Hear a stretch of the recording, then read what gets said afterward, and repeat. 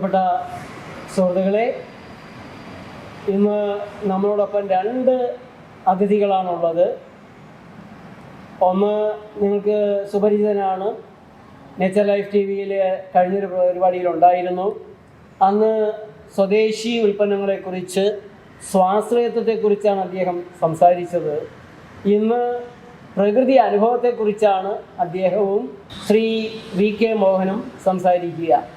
ഇന്നത്തെ ഈ അനുഭവങ്ങൾ അല്പം നീണ്ടതാണ്, പക്ഷേ ഇത് മുഴുവൻ നിങ്ങൾ കേൾക്കണം. പ്രത്യേകിച്ച് ഇതിൻ്റെ അവസാന ഭാഗങ്ങളിൽ നിങ്ങളുടെ ജീവിതത്തിൽ വലിയ മാറ്റങ്ങൾ ഉണ്ടാക്കാൻ കഴിയുന്ന ചില കാര്യങ്ങൾ പ്രത്യേകിച്ച് ഡോക്ടർ ജേക്കബ് പുളിക്കൻ പറയുന്നുണ്ട്, അവരുടെ ഫോൺ നമ്പറുകൾ പറയുന്നുണ്ട്.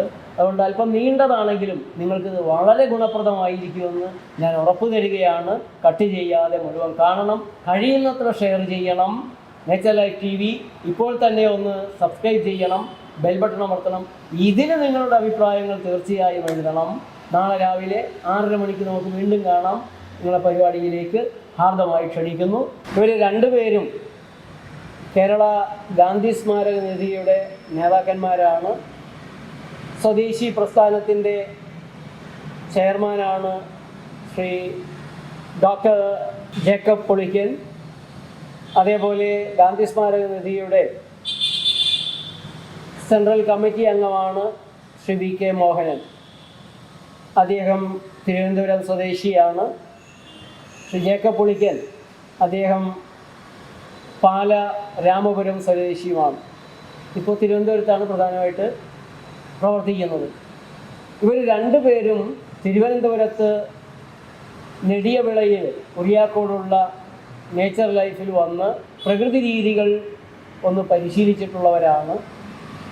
എന്താണ് അവരുടെ പ്രകൃതി അനുഭവം, അവിടെ നിന്നപ്പോഴെങ്ങനെയായിരുന്നു, അതിന് ശേഷം ഇപ്പോഴെങ്ങനെയാണ് എന്നൊരു കാര്യമാണ് നമുക്ക് ഇന്ന് ചോദിച്ചറിയാനുള്ളത്. തീർച്ചയായും നിങ്ങൾക്ക് അവരോട് സംസാരിക്കാൻ അവരുടെ ഫോൺ നമ്പറുകൾ ഇന്ന് ഞങ്ങൾക്ക് നൽകാൻ സാധിക്കും. മോഹൻ മാഷിനോടാണ് ആദ്യം എനിക്ക് ചോദിക്കാനുള്ളത്. എത്ര ദിവസമാണ് നേച്ചർ ലൈഫിൽ ചികിത്സയിലുണ്ടായിരുന്നത്? ഞാൻ 1 മാസം ഉണ്ടായിരുന്നു. 1 മാസം, 30 ദിവസത്തോളം ഉണ്ടായിരുന്നു. അതെ. എന്തുകൊണ്ടാണ് 30 ദിവസം അവിടെ തങ്ങേണ്ടതായിട്ട് വന്നത്?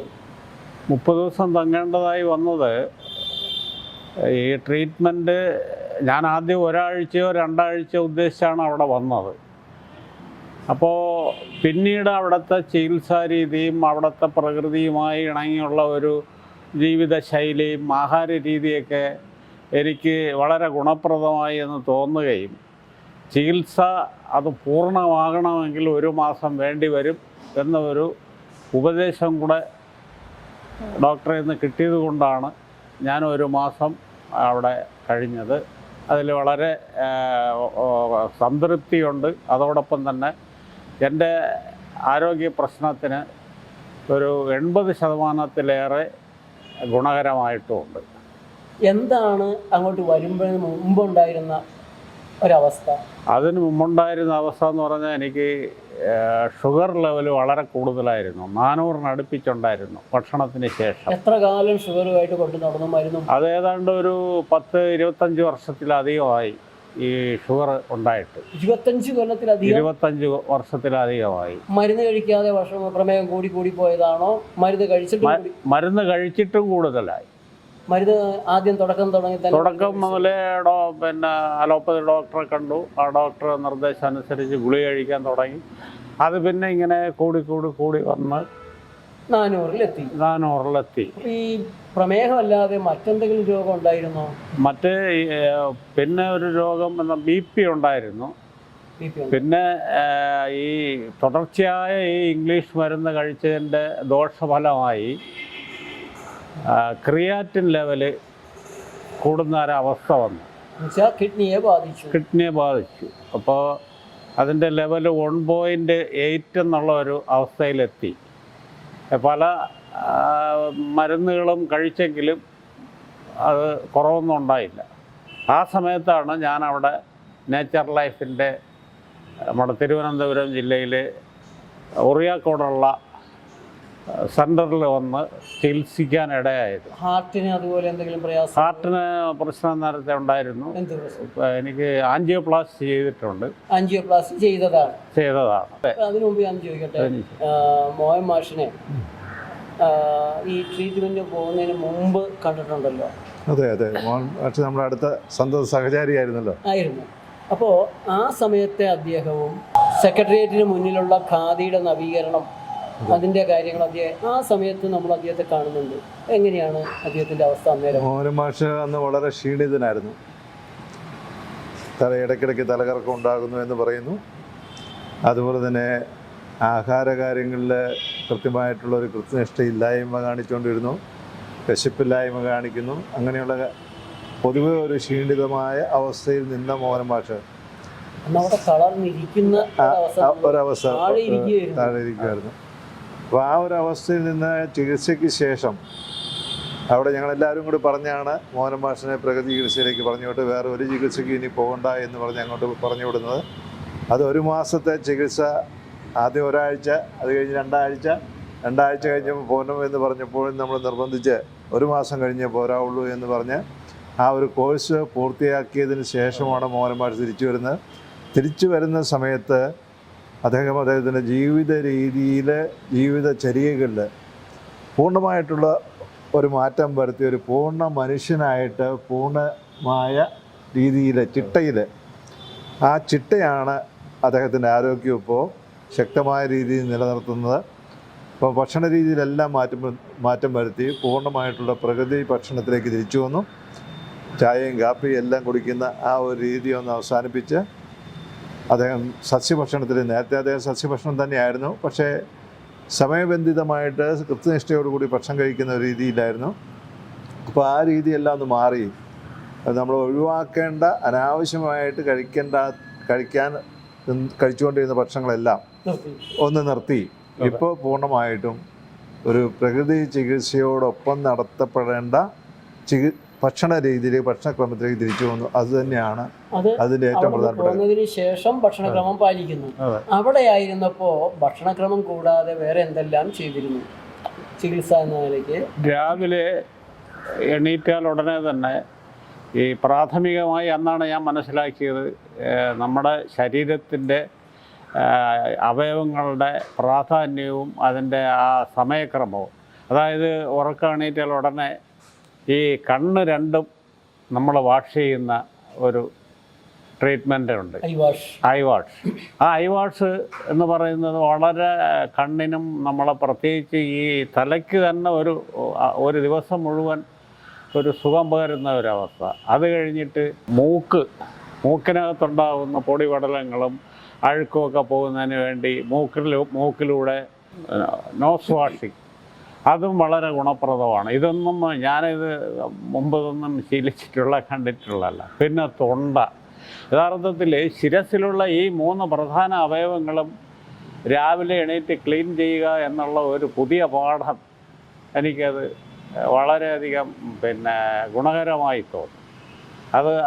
അത് കഴിഞ്ഞാൽ പിന്നെ നേരെ നമ്മുടെ BP, ബ്ലഡ് എന്നിവ ചെക്ക് ചെയ്യുന്ന പരിശോധിച്ച് അതിൻ്റെ ഇത് മനസ്സിലാക്കിയതിന് ശേഷം നേരെ യോഗയ്ക്ക് 1 മണിക്കൂർ യോഗ എന്ന് പറഞ്ഞാൽ സാധാരണ നമ്മൾ വിചാരിക്കുന്ന പോലെയുള്ള രീതിയിലുള്ളതല്ല, വളരെ ലളിതമായി നമുക്ക് മനസ്സിലാവുന്ന രീതിയിൽ നമ്മളെ ശരീരത്തിന് വളരെ ആയാസം അല്ലാതെ ലളിതമായി നമുക്ക് ചെയ്യാൻ കഴിയുന്ന 1 മണിക്കൂർ പ്രായമുള്ള ആൾക്കും ചെയ്യാൻ പറ്റും. അതെ, പ്രായമുള്ള ആളുകൾക്കും ചെയ്യാം. അതുവരെ ഇപ്പം നിലത്തിരിക്കാൻ പറ്റാത്തവരൊക്കെ ആയിട്ടാണ് ആളുകൾ വരുന്നത്. അതെ അതെ അതെ, അവരും പതുക്കെ മുഴുവൻ വ്യായാമവും ചെയ്യുന്നുണ്ട്. ആ തരത്തിൽ 1 മാസം അതിൻ്റെ. പിന്നെ ഇതിൽ ഏറ്റവും എടുത്ത് പറയാവുന്നത് കൃത്യമായ ഭക്ഷണം. ഒരു ദിവസം നമ്മൾ ഒരളവും ഇല്ലാതെ കിട്ടുന്നതൊക്കെ ഭക്ഷിച്ച് കിടന്ന നമുക്ക് അവിടുത്തെ ഒരു പ്രത്യേകത, രാവിലെ കൃത്യം 8:30 മണിക്ക് അവിടെ ഭക്ഷണം. ആ ഭക്ഷണമെന്ന് പറയുന്നത് പ്രകൃതിദത്തമായ പഴങ്ങൾ, അത് കഴിച്ചു കഴിഞ്ഞാൽ പിന്നെ ഇടയ്ക്ക് ചില ജ്യൂസുകൾ, തരുന്നുണ്ട്. അതേസമയം ചിലർക്ക് റാഗിയുണ്ട്, ചിലർക്ക് മില്ലറ്റ്സ് ഉണ്ട്. പലർക്കും പല രോഗാവസ്ഥ അനുസരിച്ചുള്ള. അതെ, ഒരു 5 ദിവസം കഴിഞ്ഞപ്പോൾ എനിക്ക് ഏതാണ്ട് 1 കിലോയോളം കുറഞ്ഞു. 1 മാസം കഴിഞ്ഞപ്പോൾ 10 കിലോ കുറഞ്ഞു. 1 മാസം കൊണ്ട് 10 കിലോ കുറഞ്ഞു. അതാണ് എവിടെന്നാ കുറഞ്ഞത്? ശരീരം മൊത്തമായി. അതിൽ പ്രധാന വയറാണ്. ഒരു വയറ് സ്വന്തമായിട്ട് വയറൊക്കെ ഉണ്ടായിരുന്നു. ഇതാണ് അദ്ദേഹത്തിന്റെ വയറ്, അന്നത്തെ വയറ്. അതെ, അതെല്ലാം പോയി. ഇതെല്ലാം കഴിഞ്ഞ് ഒരു ഉച്ചയ്ക്ക് ശേഷം നമ്മൾ കുളിയെല്ലാം കഴിഞ്ഞ് വരുന്ന ആ ഒരു അവസ്ഥയിലുണ്ടാകുന്ന ഒരു കുളിർമയും ഒരു ശാരീരികമായ ഒരു സുഖവും അത് അനുഭവിച്ചാൽ അറിയാൻ പറ്റും. അത് ട്രീറ്റ്മെന്റ് കഴിഞ്ഞിട്ട് ഇപ്പോൾ എത്ര മാസമായി? ഇപ്പോൾ പിന്നെ 4 മാസമായി. 4 മാസമായി. അടുത്ത ട്രീറ്റ്മെന്റ് 1 മാസം കഴിഞ്ഞ് പോകുന്നുണ്ട്. 400 ഷുഗറുമായിട്ട് വന്നു. ഈ 4 മാസത്തെ ഷുഗർ ലെവൽ എങ്ങനെയാണ്? ഈ 4 മാസത്തെ ഷുഗർ ലെവൽ എന്ന് പറയുന്നത് ഇപ്പോൾ നോർമൽ ലെവലിലേക്കാണ്. രാവിലെ ഫാസ്റ്റിങ്ങിൽ മുമ്പ് പിന്നെ 100ന് മുകളിലുണ്ടായിരുന്നത് ഇപ്പോൾ 80, മാക്സിമം 85, അതിന് താഴെ നിൽക്കാറുള്ളൂ. ഇന്നിപ്പോൾ ഞാൻ ടെസ്റ്റ് ചെയ്തപ്പോൾ 79ആയിരുന്നു. ഷുഗർ ഇപ്പോൾ കൂട്ടേണ്ടി വരുമോ? അപ്പോൾ ഷുഗറിൻ്റെ അതുപോലെ തന്നെ ഭക്ഷണശേഷവും പിന്നെ 150ന് മുകളിലോട്ട് പോവാറില്ല. ഈ 4 മാസമായിട്ട് 4 മാസമായിട്ട്. അത് വേറൊരു കാര്യമുണ്ട്. ആ ഭക്ഷണക്രമം നമ്മൾ ഏതാണ്ട് ചോറൊന്നും തിന്നുന്നില്ലേ? ചോറ് വളരെ കുറച്ച്. ചോറ് തിന്നുന്നുണ്ട്? ഉണ്ട്. ചോറ് കഴിക്കുന്നുണ്ട്. 1 പ്രാവശ്യം ചോറ് കഴിക്കും. പിന്നെ അടുത്ത നേരങ്ങളിൽ ഇപ്പോൾ കഴിക്കുന്നത് എന്താണ്? ഇപ്പോൾ പിന്നെ മില്ലറ്റ് കഴിക്കും. രാത്രി മിക്കവാറും മില്ലറ്റ് അല്ലെങ്കിൽ ഗോതമ്പ് അങ്ങനെ ഏതെങ്കിലും കഴിക്കും. ഈ പ്രമേഹ രോഗികൾ മധുരം പഴം കഴിക്കാൻ പാടില്ല എന്ന് പറയുന്നത് എങ്ങനെയാണ്? എൻ്റെ അനുഭവത്തിൽ പിന്നെ ഞാൻ കഴിക്കുന്ന പഴങ്ങൾ കൊണ്ട് ഒരു കുഴപ്പമില്ല. അത് അവിടെ നിന്ന് കിട്ടിയ അറിവ് വെച്ചിട്ട് സാധാരണ ഒരു 4-5 ഇനം പഴങ്ങളാണ് ഞാനിപ്പോൾ സാധാരണ കഴിക്കാറുള്ളത്. പൈനാപ്പിള്, ആപ്പിള്, നമ്മുടെ പപ്പായ, തണ്ണിമത്തൻ, ഓറഞ്ച്, ഇതാണ് പ്രധാനമായിട്ട്. പേരയ്ക്ക. എന്നിട്ടും ഷുഗർ കൂടുന്നില്ല? ഇല്ല, കൂടുന്നില്ല. പ്രമേഹ രോഗികൾ പഴം കഴിക്കരുത്, പഴം കഴിച്ചാൽ ഷുഗർ കൂടി ചത്തുപോകുന്നൊക്കെ പറയുന്നത് വെറുതെയാണ്. ഇവരെന്ത് ശാസ്ത്രീയ പഠനത്തിലാണ് ഇതൊക്കെ കുഴപ്പമാണെന്ന് പറയുന്നത്? ഈ പഴങ്ങൾ തന്നെ നമ്മൾ ക്രമത്തിന് നമ്മളെ വിശപ്പടങ്ങാനും ശരീരത്തിന് ആവശ്യമെന്നാലും മിതമായ രീതിയിൽ കഴിച്ചാൽ ഒരു കുഴപ്പമില്ല. ഒരു പഴങ്ങളും ഒരു കുഴപ്പവും ചെയ്യില്ലെന്നാണ് എൻ്റെ ഈ അനുഭവത്തിൽ നിന്ന് ഞാൻ ചികിത്സ കഴിഞ്ഞ് മനസ്സിലാക്കി. മോഹനൻ മാഷിനെ കണ്ടിട്ട് എന്താണ് ഊർജ്ജസ്വലനായ മോഹനൻ മാഷ്. നേരത്തെ ക്ഷീണിതനായിരുന്ന മോഹനൻ മാഷ് ഇന്നിപ്പോ വളരെ ഊർജ്ജസ്വല ചെറുപ്പക്കാരനായിട്ടുള്ള മോഹനൻ മാഷായിട്ട് മാറി. സുമുഖനും സുന്ദരനും എന്ന് പറഞ്ഞാൽ യോജിക്കും. പൂർണ്ണമായിട്ടും യോജിക്കും. നവയൗവനം കിട്ടിയ അത് ആദ്യം അതിന് മുമ്പ് കണ്ടിട്ടുള്ളവർക്ക് അത് മനസ്സിലാവും. ഉന്മേഷത്തോടു കൂടി ചുറുചുറുക്കോടു കൂടി കാര്യങ്ങൾ ചെയ്യുന്ന മോഹനൻ മാഷായിട്ട് മാറി. ആ ഒരു മാറ്റം ഉണ്ടായി. ശേഷം ഒരു കടയൊക്കെ തുടങ്ങി വ്യാപാരത്തിലൊക്കെ കയറിയെന്ന് കേട്ടിട്ടുണ്ട്. എവിടെയാണ് കട? പള്ളിച്ചലാണ്. അത് ഒരു ചെറിയ സ്ഥാപനം. പള്ളിച്ചൽ.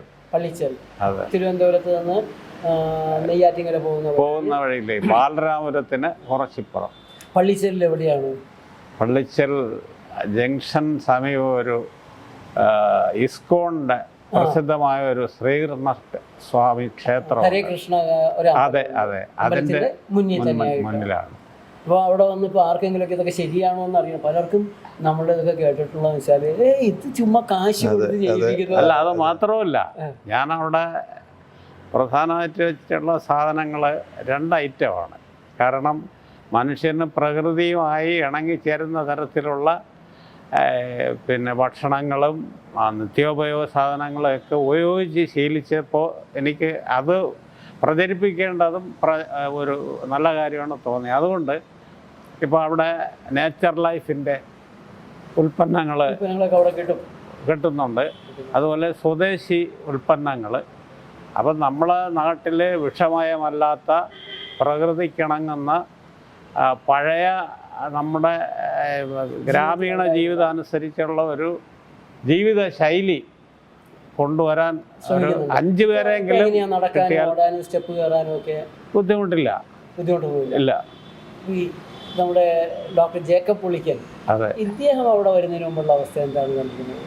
ഇദ്ദേഹം അവിടെ വരുന്നതിന് മുമ്പ് വളരെയധികം കുടവേറുണ്ടായിരുന്നു. നമ്മൾ ഏതാണ്ട് തുല്യരായിരുന്നു. എന്നെക്കാളും കുടവേറുണ്ടായിരുന്നു. പിന്നെ മറ്റൊരു കാര്യം, അദ്ദേഹത്തിന് പറഞ്ഞതുപോലെ ഒരുപാട് രോഗങ്ങളുണ്ടായിരുന്നു. ഷുഗർ ഉണ്ടായിരുന്നു. കോവിഡ് കൊണ്ട് പിന്നെ അസുഖം വന്ന് വളരെ ക്ഷീണിതനും അവശനുമായ ഒരു അവസ്ഥ ഉണ്ടായിരുന്നു. വളരെ ഒരു ശരീരമായിരുന്നു. അതെ അതെ അതെ. ഇദ്ദേഹമായതുകൊണ്ട് മാത്രം വളരെ സൂക്ഷിച്ച് അനങ്ങാതെയൊക്കെ കൊണ്ട് ശരീരത്തെ അങ്ങനെ കൊണ്ട് നടക്കുകയായിരുന്നു. അതെ അതെ അതെ. കാര്യമായിട്ട് ചിരിക്കുക പോലും ആ സമയത്ത് ചെയ്യില്ല. അത്രയും ഒരു സൂക്ഷിച്ച് വളരെ സൂക്ഷിച്ച് മാത്രം മുന്നോട്ട് പോകുന്നത്. അല്ലെങ്കിൽ ഇങ്ങനെ ഇരിക്കില്ലായിരുന്നു. അത്രയും ജാഗ്രതയോടെ ഭക്ഷണത്തിൽ ചിട്ട വരുത്തി നമ്മളുടെ അടുത്തേക്ക് വരുന്നതിന് മുമ്പും മില്ലറ്റ്സിന്റെ പ്രചരണത്തിൽ, ഇപ്പോൾ കേരളത്തില് മില്ലറ്റ്സിന്റെ പ്രചരണത്തിൽ ശാന്തിഗ്രാം പങ്കജാക്ഷനും ഇദ്ദേഹവും അതുപോലെ തന്നെ നമ്മുടെ ഗംഗാധരൻ, പത്തായത്തിലെ ഗംഗാധരൻ, അങ്ങനെ കുറച്ച് ആളുകളാണ് അതിലൊക്കെ ലീഡ് ചെയ്തിട്ടുള്ളത്. വാസ്തവത്തിൽ ഡോക്ടർ ജേക്കബ് പുളിക്കൽ ആ ഒരു ഭക്ഷണമൊക്കെ ആയതുകൊണ്ട് മാത്രം ജീവിച്ച് പോകുന്നതാണ്. അല്ലെങ്കിൽ കോവിഡിൽ നിന്ന് തന്നെ രക്ഷപ്പെട്ടത് മോശമായൊരു സാഹചര്യത്തിലേക്ക്. അപ്പോൾ എന്താണ് പ്രകൃതിക്ക് മുമ്പും അവിടെ ആ സമയത്തും അതിനുശേഷമുള്ള അനുഭവങ്ങൾ? ഞാൻ നേച്ചർ ക്യൂർ കാര്യങ്ങളുമായിട്ട് ബന്ധപ്പെട്ട് നേരത്തെ തൊട്ടേ ഒരു ആഭിമുഖ്യമുള്ള ആളാണ്. പ്രത്യേകിച്ച് സ്വദേശി രംഗത്ത് പ്രവർത്തിച്ചുകൊണ്ടിരിക്കുന്ന ഒരാൾ എന്നുള്ള നിലയിൽ കേരളത്തിൻ്റെ ഒരറ്റം മുതൽ അങ്ങേയറ്റം വരെ നാടൻ ഉൽപ്പന്നങ്ങളും അത് ഉണ്ടാക്കുന്നതിനുള്ള കാര്യങ്ങളും അതിൻ്റെ പ്രചരണപരമായിട്ടുള്ള കാര്യങ്ങളുമായിട്ട് ബന്ധപ്പെട്ട് ഓടി നടന്നുകൊണ്ടിരുന്ന ഒരു വ്യക്തി എന്നുള്ള നിലയിൽ പ്രകൃതി ജീവനമായിട്ടും അതുപോലെ തന്നെ പ്രകൃതി ചികിത്സയുമായിട്ടും അത്തരം കാര്യങ്ങളിൽ വളരെ കൂടുതൽ വ്യാപൃതനും അത്തരം കാര്യങ്ങളിൽ വളരെ കൂടുതൽ ആൾക്കാരെ മോട്ടിവേറ്റ് ചെയ്യുന്ന ആൾക്കാരിൽ ഒരാളായിരുന്നു. അങ്ങനെയാണ് ഞാനും ഡോക്ടർ ജേക്കബ് വടക്കാഞ്ചേരിയുമായിട്ടുള്ള സുഹൃത്ത് ബന്ധം വളരെ അടുത്ത സഹോദര തുല്യമായ ഒരു ബന്ധമായിട്ട് മാറുന്നതിന്. ഇപ്പോൾ കോവിഡിന് ശേഷം കോവിഡിൽ നിന്ന് ദൈവത്തിൻ്റെ പ്രത്യേകമായ അനുഗ്രഹത്താൽ കൈപിടിച്ചുയർത്തപ്പെട്ട ആൾക്കാരിൽ ഒരാളാണ് ഞാൻ. 17 ദിവസം വെന്റിലേറ്ററിൽ കിടന്ന് വെന്റിലേറ്റർ 17 ദിവസം, അതിൽ തന്നെ 5 ദിവസം രക്ഷയില്ല, പ്രാർത്ഥിച്ചോളുക എന്നെൻ്റെ ഭാര്യയോട് പറഞ്ഞ്, ഭാര്യ എൻ്റെ അടുത്ത് വന്ന് പ്രാർത്ഥിക്കണം എന്ന് പറയുമ്പോൾ എൻ്റെ ചൂണ്ടി പ്രാർത്ഥന വരാഞ്ഞിട്ട് ഭാര്യ ഡോക്ടറോട് പറഞ്ഞ് ഞാൻ ഡോക്ടറിനോട് പറയുമ്പോൾ ഞാൻ തിരിച്ച് ഡോക്ടറോട് പറഞ്ഞത് എനിക്ക് വേദനയില്ലാത്ത അവസ്ഥയിൽ കിടക്കുന്ന എന്നോട് പ്രാർത്ഥിക്കാൻ പറഞ്ഞ് എൻ്റെ ചൂണ്ടി പെട്ടെന്ന് പ്രാർത്ഥന വരികയില്ല, എനിക്ക് ഞാൻ മരിക്കാൻ പോകുന്നു എന്നൊരു വിശ്വാസം എൻ്റെ മനസ്സിൽ ഇതേവരെ വന്നിട്ടില്ല. അപ്പോൾ അങ്ങനെ 5 ദിവസം മരുന്നിനോട് അതായിരിക്കും പേടിച്ച് സത്യം അതെ.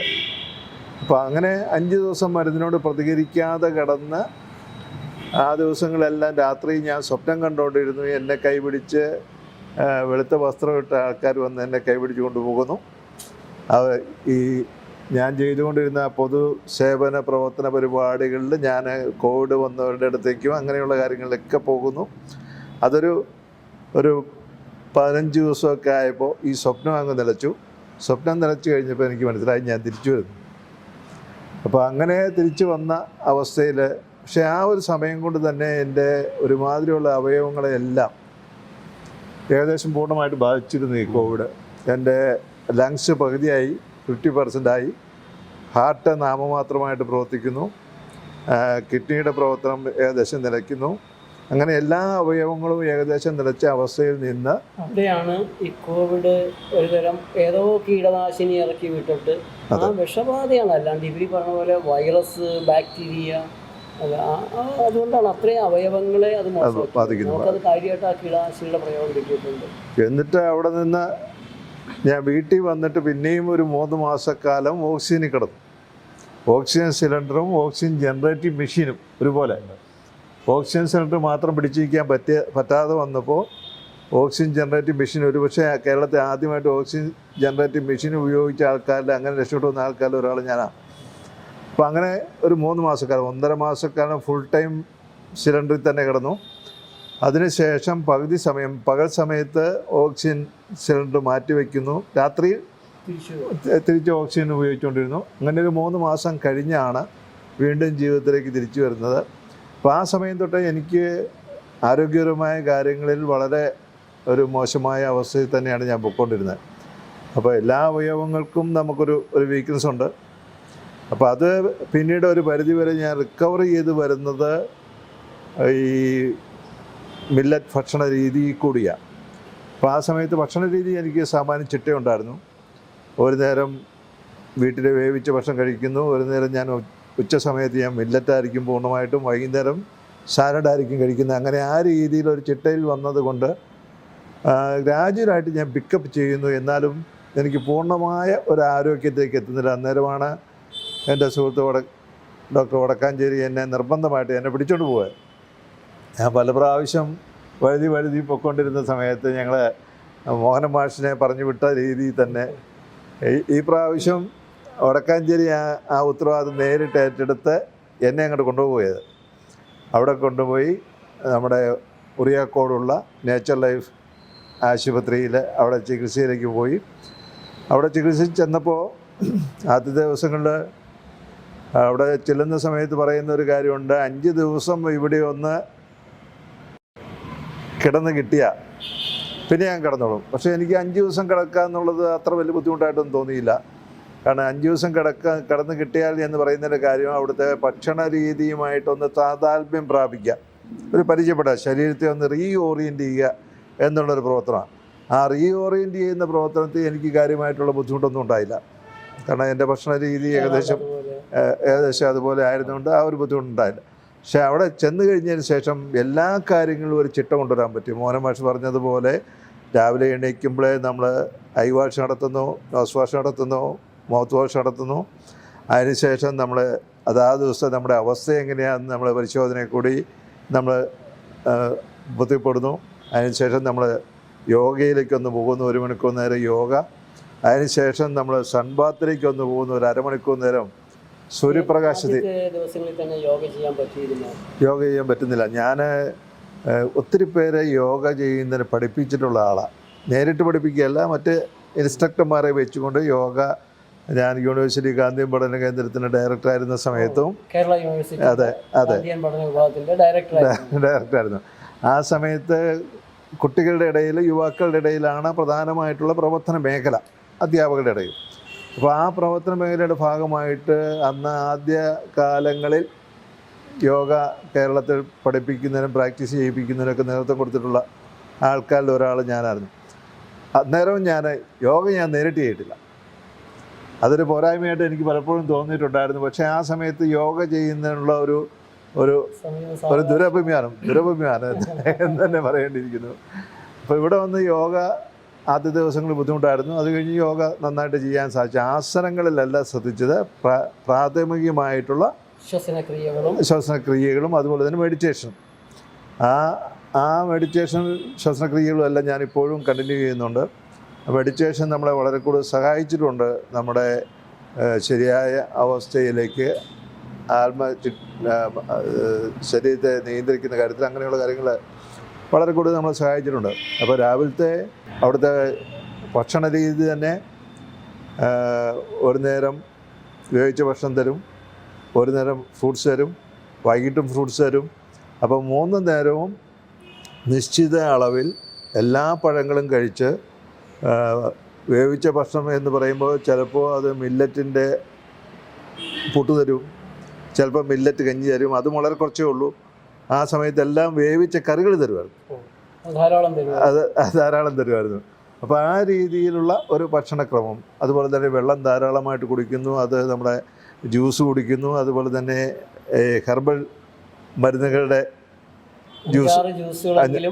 എങ്കിലും നമ്മൾ കുടിച്ചുകൊണ്ടിരിക്കുന്നു.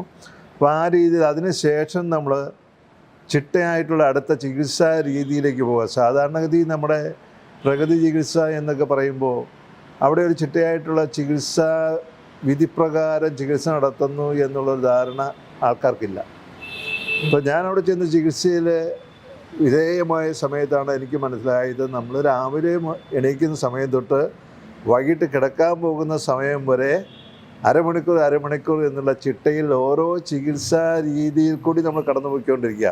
പലരും ഇത് കുറച്ച് പച്ചവെള്ളം കഴിക്കണം, പച്ച കഴിക്കണം, അതാണ് ചികിത്സ, വീട്ടിൽ പോയി ചെയ്താൽ പോരെ എന്നാ ചോദിക്കും. അതെ അത് നടക്കല്ല. നമ്മൾ വീട്ടിൽ ചെന്നിരുന്നിട്ടുണ്ട് ഈ കാര്യങ്ങളൊന്നും ചിട്ടയോട് നടക്കുന്ന കാര്യങ്ങളല്ല. ഇത് ചെയ്യാൻ പറ്റിയല്ല. അത് തന്നെയല്ല, ഇത് കുറച്ച് നാളൊന്ന് പ്രാക്ടീസ് ചെയ്താൽ മാത്രമേ നമുക്ക് തുടർന്ന് ചെയ്യാൻ പറ്റുള്ളൂ. പക്ഷെ അപ്പോഴും ആളുകളുടെ സംശയം അങ്ങനെ അറിയുമ്പോൾ ഇതൊക്കെ ഞാൻ വീട്ടിൽ പോയിട്ട് എങ്ങനെ ചെയ്യുമെന്നുള്ളത് ആവശ്യമില്ല എന്നുള്ളത്. ഇത് ചെയ്ത് കഴിയുമ്പോഴേ അല്ല, നമുക്കിപ്പോൾ വീട്ടിൽ ചെന്നിട്ട് ഒരു ജ്യൂസ് കുടിക്കണമെന്നാണെങ്കിൽ കുടിക്കും. ആ ജ്യൂസ് തന്നെത്താൻ ഉണ്ടാക്കി കുടിക്കാനോ അല്ലെങ്കിൽ വീട്ടിലുള്ളവർ അതിനൊരു ഊന്നൽ കൊടുത്തുകൊണ്ട് ആ ജ്യൂസ് ഉണ്ടാക്കി തരുന്നതിനോ പലപ്പോഴും ശ്രദ്ധിച്ചെന്ന് വരികയില്ല. അതൊരു ചിട്ടയുടെ ഭാഗമായിട്ട് നമ്മൾ വന്നു കഴിഞ്ഞാൽ ജ്യൂസ് കഴിക്കുമെങ്കിൽ തന്നെ അവർ കുറേ പഞ്ചസാരയും കൂടി ഇട്ടിട്ട് ഇപ്പം രാവിലെ എന്നിട്ട് നമ്മൾ തളം വയ്ക്കുന്നു. അത് അരമണിക്കൂർ നേരം തളം വയ്ക്കുന്നു. അതിനുശേഷം നമ്മൾ ഹിപ്പിലേക്ക് പോകുന്നു, വയറിൻ്റെ ഭാഗത്തേക്ക് ഹിപ്പ് ഭാഗത്തിലേക്ക് പോകുന്നതിന് മുമ്പായിട്ട് തന്നെ പല രീതിയിലുള്ള പാക്കുകൾ ചെയ്തതിന് ശേഷമാണ് പോകുന്നത്. എനിക്ക് പ്രോസ്റ്റേറ്റിൻ്റെ പ്രശ്നം ഉണ്ടായിരുന്നുണ്ട്. പ്രോസ്റ്റേറ്റ് പായ്ക്ക് ഉണ്ടായിരുന്നു, ലിവർ പായ്ക്ക് ഉണ്ടായിരുന്നു. പ്രോസ്റ്റേറ്റിൻ്റെ കാര്യം ചോദിക്കട്ടെ, ഒരു വിധം 40 കഴിഞ്ഞ പുരുഷന്മാരെല്ലാം അനുഭവിക്കുന്ന വലിയൊരു പ്രയാസമാണ്. അതെ, അതിന് സർജറിയാണ് പലപ്പോഴും ഒരു പരിഹാരമായിട്ട് വരിക. സർജറി കഴിഞ്ഞാൽ ഈ പ്രയാസം തുടരുന്നവരാണുള്ളത്. എങ്ങനെയുണ്ടായിരുന്നു പ്രോസ്റ്റേറ്റിൻ്റെ കാര്യത്തിൽ? എനിക്ക് ആ സമയത്ത് ട്രീറ്റ്മെൻറ്റ് പോകുന്ന സമയത്ത് എനിക്കൊരു 3 മണിക്കൂർ ഒക്കെ കൂടുമ്പോൾ മൂത്രം ഒഴിക്കണം. അത് മൂത്രം ഒഴിക്കണമെന്ന് മാത്രമല്ല, മൂത്രം ഒഴിക്കുന്നത് നിയന്ത്രണമില്ല. മൂത്രം ഒഴിക്കാൻ തോന്നിക്കഴിഞ്ഞാൽ അപ്പം പോകണം. അപ്പം പോകാൻ പറ്റുന്നില്ല എങ്കിൽ തനിയെ പോയിരിക്കും. അപ്പോൾ ആ ഒരവസ്ഥയിലായിരുന്നു. അത് നമ്മൾ ഉറിയക്കോട്ടെ നമ്മുടെ 16 ദിവസമാണ് ഞാനവിടെ ചികിത്സയിലുണ്ടായിരുന്നത്. അത് കഴിഞ്ഞ് തിരിച്ചു വന്ന സമയത്ത് എനിക്ക് ആ പ്രശ്നം ഇപ്പോൾ ഉണ്ടാകുന്നില്ല. മൂത്രം ഒഴിക്കുന്നതിൻ്റെ ഒരു അർജൻസി ഉണ്ട്. 1 മാസം വേണമെന്ന് പറഞ്ഞതാണ്. 16-ാം ദിവസം കൊണ്ട് അവിടെ നിന്ന് ജയിലിൽ ചാടി രക്ഷപ്പെട്ട് കഴിഞ്ഞു. അല്ല, അവിടെ നിന്ന് പോരേണ്ട സാഹചര്യം ഉണ്ടായിരുന്നത് എന്താണെന്ന് വെച്ചാൽ നമ്മളൊരു 3-4 പ്രസ്ഥാനങ്ങൾക്ക് നേതൃത്വം നൽകിക്കൊണ്ടിരുന്നത് കൊണ്ട് ഒരു സൈഡിൽ സ്വദേശി ഇരിക്കുന്നു, ഗാന്ധി ദർശൻ മറു സൈഡിൽ ഇരിക്കുന്നു. ഗാന്ധി സ്മാരക സ്കൂൾ തലത്തിലുള്ള കുട്ടികളുടെ ഇടയിൽ പ്രവർത്തിക്കുന്ന മഹാത്മാഗാന്ധിയെ മാതൃകയാക്കി കുട്ടികളുടെ മുമ്പിൽ അവതരിപ്പിച്ച് അവരിലേക്ക് ഗാന്ധിയൻ ദർശനങ്ങൾ കൊണ്ടുവന്ന് അവരെ ഒരു പുതിയ നേതൃത്വം, പുതിയ തലത്തിലേക്ക് അവരെ ഒന്ന് ഓറിയൻറ്റ് ചെയ്യുന്ന എന്ന് പറഞ്ഞാൽ സത്യം, അഹിംസ, സേവന സന്നദ്ധത, അതുപോലെ തന്നെ സ്വദേശി, ഈ 4 സ്വഭാവ ഗുണങ്ങളും അവരുടെ ഇടയിലേക്ക് കൊണ്ടുവരുന്ന ഒരു പ്രവർത്തന രീതിയാണ് ഗാന്ധി ദർശൻ. തിരുവനന്തപുരം ജില്ലയിലെ ഒരു 95% സ്കൂളുകളിലും 95% സ്കൂളുകൾ എന്ന് ഞാൻ പറയുന്നതിന് കാരണം എന്താ വെച്ചാൽ ഒറ്റയാൻ സ്കൂളുകളുണ്ട്, ഒറ്റ ഭാഷ മാത്രമുള്ള സ്കൂളുകൾ.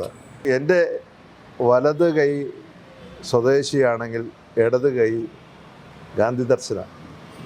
ഈ 2 പ്രവർത്തനം ഞാൻ ഒരുപോലെ കൂടത്തിൽ കൊണ്ടുപോകുന്നുണ്ട്, എല്ലായ്പ്പോഴും ശ്രദ്ധിക്കുന്നുണ്ട്.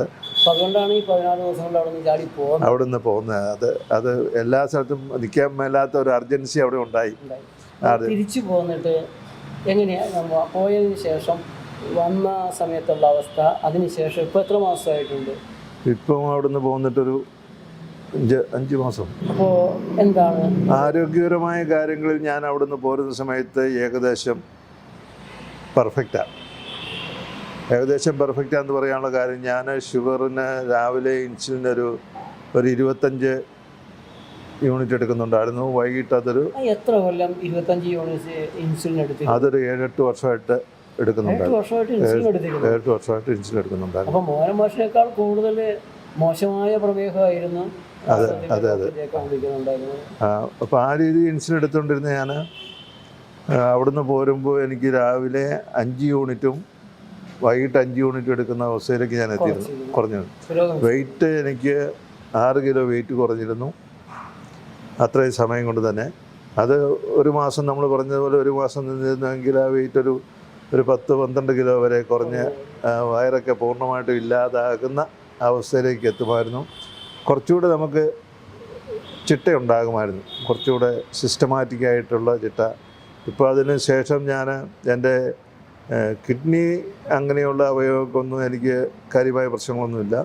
പക്ഷെ ലങ്സിൻ്റെ കാര്യത്തിൽ ഒരു 50% എന്ന് നിൽക്കുന്നത് തന്നെ അത് ആ ലെവലിൽ തന്നെയാണ് നിൽക്കുന്നത് എനിക്കറിയാം. കാരണം എനിക്കൊരു ജലദോഷം ഒരു കഫോ ഒക്കെ ഉണ്ടാകുന്ന സമയത്ത് അത് തന്നെത്താൻ തുപ്പിക്കളയുന്നതിന് ചുമച്ച് തുപ്പുന്നതിനുള്ളൊരു പവർ കുറവാണ്. അപ്പോൾ നമ്മുടെ ആ ട്രീറ്റ്മെൻറ്റിന് ശേഷം ശ്വാസകോശത്തിൻ്റെ സംസാരിക്കുന്ന കാര്യത്തിൽ അങ്ങോട്ട് വരുന്നതിന് മുമ്പ് ഓർക്കുന്നുണ്ട്, സംസാരമൊക്കെ വളരെ പതുക്കെ മാത്രമായിരുന്നു. എന്ത് മാറ്റം ഉണ്ടായിട്ടുണ്ട്? ഇപ്പോൾ ചികിത്സയ്ക്ക് മുമ്പും ചികിത്സയ്ക്ക് ശേഷവും, ചികിത്സയ്ക്ക് മുമ്പുള്ള അവസ്ഥ എന്ന് പറയുന്നത് എനിക്ക് പവർഫുള്ളായിട്ടുള്ള എൻ്റെ പ്രസൻറ്റേഷൻ, അത് ആ ഒരു കഴിവ് എനിക്ക് വളരെ കുറവായിരുന്നു. ഞാൻ പ്രത്യേകിച്ച് എനിക്ക് യൂട്യൂബ് ചാനൽ ഉണ്ടായിരുന്നത് കൊണ്ട് ആ യൂട്യൂബ് ചാനലിൻ്റെ പേര് സ്വദേശി GCRD ന്യൂസ്, സ്വദേശി GCRD ന്യൂസ്. ആ ചാനലിൽ ഞാനിങ്ങനെ ആഴ്ചയിൽ ഒന്നെങ്കിലും ചുരുങ്ങിയ രീതിയിലാണെങ്കിൽ കൂടി ആഴ്ചയിൽ ഒന്നെങ്കിലും വീഡിയോ ഇടാറുണ്ടായിരുന്നു. അപ്പോൾ ഈ സ്വരം കുറഞ്ഞുകൊണ്ടിരിക്കുന്നു എന്ന് എനിക്ക് മനസ്സിലായപ്പോൾ ഞാനത് നിർത്തിയില്ല, പുറകോട്ട് പോയി. ഇപ്പോൾ കുറച്ച് നാളായിട്ട് ഞാനത് ചെയ്യുന്നില്ല, വീഡിയോ റെക്കോർഡ് ചെയ്യുന്നില്ല. റെക്കോർഡ് ചെയ്യണം. ഇപ്പോൾ എൻ്റെ സ്വരം നന്നായിട്ടുണ്ട്. സ്വരം നന്നായത് കൊണ്ട് റെക്കോർഡ് ചെയ്യുന്നതിന് ഇപ്പം ബുദ്ധിമുട്ടുണ്ടാകുന്നില്ല. പാട്ട് നിർത്തുകയല്ലേ വേണ്ടത്, തുടങ്ങണത്. അത് എന്നുവെച്ചാൽ പ്രതിഫലം കിട്ടാൻ തുടങ്ങുന്ന അവസ്ഥ നിൽക്കുന്ന ഒരു അവസ്ഥയിലേക്ക് അത് എത്തിയിട്ടുണ്ട്. അപ്പോൾ അങ്ങനെ നിൽക്കുന്നത് കൊണ്ട് അത് അത് തന്നെയാണ് നമ്മുടെ ഈ മെസ്സേജ് വരും തലമുറയ്ക്ക് അല്ലേ നമ്മളുമായിട്ട് ബന്ധപ്പെട്ട് നിൽക്കുന്ന ആൾക്കാർക്ക് കേൾക്കുന്നുള്ള ഒരവസരം ഇത് നമ്മളെല്ലാം വേറെ ആരും പറയുന്നില്ല. അപ്പം നിങ്ങൾ ചെയ്യുന്ന ആ പ്രകൃതി ചികിത്സാ രംഗത്ത് ചെയ്തുകൊണ്ടിരിക്കുന്ന ആ ഒരു പ്രവർത്തനം എനിക്ക് നിങ്ങളോടുള്ള ഒരു സഹോദരൻ, ഒരു സുഹൃത്ത് എന്നുള്ളതിന് ഉപരിയായിട്ട് എനിക്ക് നിങ്ങളോടൊരു ആരാധനയുണ്ട്. ആ ആരാധന നിങ്ങൾ ഇടം വലം നോക്കാതെ പറയേണ്ടവരോട് പറയേണ്ട കാര്യങ്ങൾ പറയുന്നു എന്നുള്ളതാണ്. ഞാൻ പറയുന്നത് കൊണ്ട് അവർക്ക് എന്ത് തോന്നും എന്ന് ചിന്തിക്കാതെ നമ്മൾ മുഖം മുഷിഞ്ഞിട്ടാണെങ്കിൽ കൂടിയും തൻ്റെ ഇടത്തോടെ വെട്ടിത്തുറന്ന് പറയും. ആ വെട്ടിത്തുറന്ന് പറയുന്ന അവസ്ഥ ഇന്ന് നമ്മുടെ സമൂഹത്തിന് കൈമോശം വന്നിരിക്കുന്ന ഒരു സ്വഭാവ വിശേഷമാണ്. അപ്പോൾ അങ്ങനെ പറയുന്ന ഏതാനും പേരെങ്കിലും ഈ സമൂഹത്തിലില്ലെങ്കിൽ പിന്നെ ആര് പറയും? സമൂഹത്തിൽ നടക്കുന്ന അനീതിക്കെതിരെ, അഴിമതിക്കെതിരെ, അനാചാരങ്ങൾക്കെതിരെ ശക്തമായിട്ട്, പ്രത്യേകിച്ച് നിങ്ങൾ പറഞ്ഞുകൊണ്ടിരിക്കുന്ന എല്ലാം നമ്മളെ മെഡിക്കൽ രംഗത്തെ, ചികിത്സാ രംഗത്തെ പിഴവുകളെക്കുറിച്ച്, ചികിത്സാ രംഗത്തെ ശരിയില്ലായ്മയെക്കുറിച്ച്, ചികിത്സാ രംഗത്തെ ആചാര്യന്മാരെന്ന് നമ്മൾ കരുതപ്പെടുന്ന ആൾക്കാർ ചെയ്യേണ്ടിയിരിക്കുന്ന കാര്യങ്ങൾ ചെയ്യാതെ പോകുന്ന അവസ്ഥയെക്കുറിച്ച്, അങ്ങനെയുള്ള കാര്യങ്ങളെക്കുറിച്ചാണ് പറഞ്ഞുകൊണ്ടിരിക്കുന്നത്. അത് നിങ്ങളെല്ലാം മറ്റൊരാൾ പറയാനില്ല. ആ ഒരു ദൗത്യം ഏറ്റെടുക്കുന്ന ആൾക്കാർ ഇതേ രീതിയിൽ തന്നെ അവർ മുന്നോട്ട് പോകുന്നില്ല എങ്കിൽ ആ ഒരു ശബ്ദം ഇല്ലാതാവും. അതുകൊണ്ടുള്ള ഒരു ആരാധന മനോഭാവം എനിക്ക് എന്നും ഡോക്ടർ ജേക്കബ് വടക്കാഞ്ചേരി കൊണ്ടുണ്ട്, സുഹൃത്ത് ബന്ധത്തെക്കാൾ ഉപരി. അപ്പോൾ ആ രീതിയിലുള്ള കാര്യങ്ങൾ നടക്കുന്നു എന്നുള്ളത് വളരെ ആശ്വാസ്യമായിട്ടുള്ള കാര്യമാണ്. തിരുവനന്തപുരത്ത് ഒരു പൊതുപ്രവർത്തന മേഖലയിൽ വളരെ അറിയപ്പെടുന്ന ഒരാളാണ്. സെക്രട്ടേറിയറ്റുമായിട്ട് നടക്കുന്ന സമരങ്ങളുടെ സഹായമായാലും നിരവധി കാര്യങ്ങളിൽ ധാരാളം പേര് അറിയാം. അതുകൊണ്ട് തന്നെ ആ ഫോൺ നമ്പർ എന്ന് പറഞ്ഞാൽ കുറച്ച് ആളുകൾക്ക് കുറച്ചുകൂടെ മനസ്സിലാക്കാൻ അറിയാനായിട്ട് സഹായമാകും. Phone number 944 74 54 231. Doctor Jacob Pulikkan 944 71 54 338. അദ്ദേഹത്തെ അതിന് മാത്രമല്ല വിളിക്കാവുന്നത്. സ്വദേശി ഉൽപ്പന്നങ്ങളുടെ നിർമ്മാണ പരിശീലനം, നിരവധി ക്യാമ്പുകൾ തിരുവനന്തപുരത്ത് അധികം നടത്തുന്നുണ്ട്. ജനങ്ങളിലേക്ക് ഇത് കഴിയുന്നത്ര എത്തിക്കുക, അവരുണ്ടാക്കുന്ന ഉൽപ്പന്നങ്ങൾ വിൽക്കാനുള്ള മേഖലകൾ തുറന്നു കൊടുക്കുക. അദ്ദേഹം നടത്തുന്ന വിൽപ്പന പരിപാടികൾ, പ്രദർശന പരിപാടികളുണ്ട്. അങ്ങനെ ഒരു വലിയ പ്രവർത്തനം നടത്തിക്കൊണ്ടിരിക്കുകയാണ്. സ്വദേശിയുടെ അടുത്ത പരിശീലന പരിപാടി ഏപ്രിൽ 4-ാം തീയതി മുതൽ മെയ് 8-ാം തീയതി വരെ തിരുവനന്തപുരത്തുള്ള സെക്രട്ടേറിയറ്റിന് പുറകിലുള്ള YMCA ഹാളിൽ ആരംഭിക്കുകയാണ്. കോഴിക്കോടും ഒക്കെ ഇതിൻ്റെ ശാഖകൾ ഉണ്ട്. കോഴിക്കോട് നമ്മുടെ തുടർന്നുള്ള കാര്യങ്ങളിൽ സഹായമുണ്ട്. അതുകൊണ്ട് തീർച്ചയായും ബന്ധപ്പെടുക. കുറേ കൂടെ ശക്തമായ മനുഷ്യരുണ്ടാകണം, ആരോഗ്യമുള്ള മനുഷ്യരുണ്ടാകണം. ആരോഗ്യം ശരീരത്തിനും മനസ്സിനും മാത്രമല്ല കുടുംബങ്ങൾക്കുണ്ടാവണം. ഒരിക്കൽ കൂടെ ഇത്ര നേരം വളരെ നീണ്ടതാണ്. ശ്രമിച്ചിരുന്ന നിങ്ങൾക്കെല്ലാവർക്കും നന്ദി പറയുകയാണ്. അതേപോലെ അനുഭവങ്ങൾ പങ്കുവെച്ച, നമുക്ക് നിരവധി കാര്യങ്ങൾ പറഞ്ഞു തന്ന VK മോഹനൻ മാഷിനും ഡോക്ടർ ജേക്കബ് പുളിക്കനും ഹൃദയപൂർവ്വം നേച്ചർ ലൈഫിൻ്റെ നന്ദി, നമസ്കാരം.